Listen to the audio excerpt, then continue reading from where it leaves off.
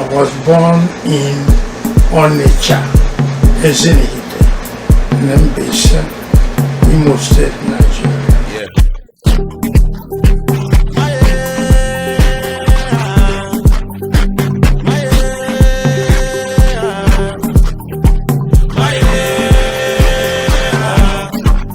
I left Nigeria in 1957.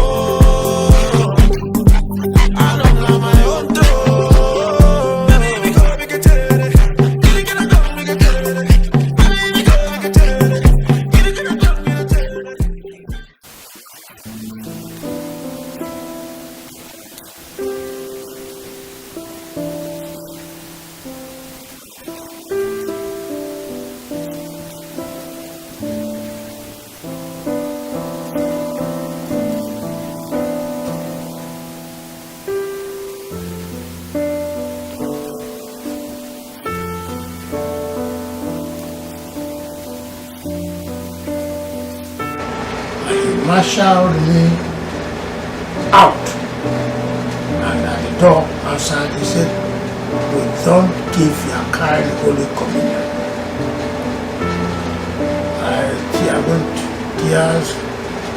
I had tears in my eyes.